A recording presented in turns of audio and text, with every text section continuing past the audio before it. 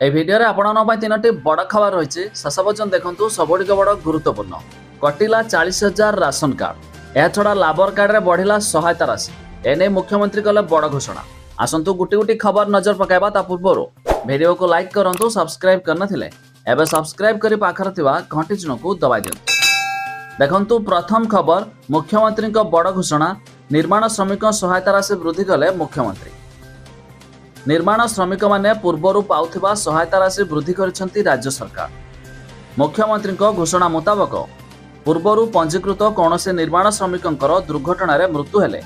पूर्व सरकार समय 4 लाख टंका मिलुथिबा बेले मोहन सरकार यह 6 लाख टंका को वृद्धि करछंती स्वाभाविक मृत्यु हेले श्रमिकंक परिवार को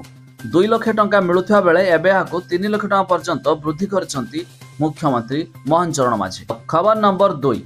कटिला 40,000 राशन कार्ड धारी जरूरी खबर प्राय 40,000 कार्ड रद्द कले सरकार आ मिलिबनी मागणा चाउल तेबे राशन कार्ड धारी जड़ित बड़ खबर सामना को आसी गोटे नुहे कि दुईटू नुहे बरम 40,000 कार्ड बातिल करिसेंती सरकार जांच समय सरकार यह बड़ निष्पत्ति नहीं राज्य में नकली राशन कार्ड थिबा लोकंक संख्या यथेष्ट वृद्धि पाई जार अनुसंधान कराई तेबे 40,000 राशन कार्ड कटिबा परे खूब शीघ्र अर्थात अक्टोबर मास प्रथम सप्ताह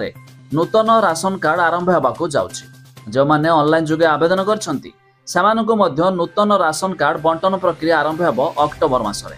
खबर नंबर 3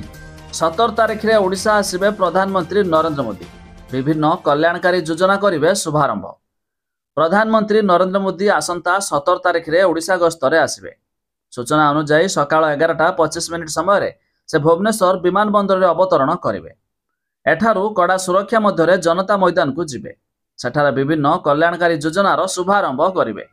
से कार्यक्रम में प्रधानमंत्री नरेंद्र मोदी 12 टारू गोटाए जाए उपस्थित रहिबे।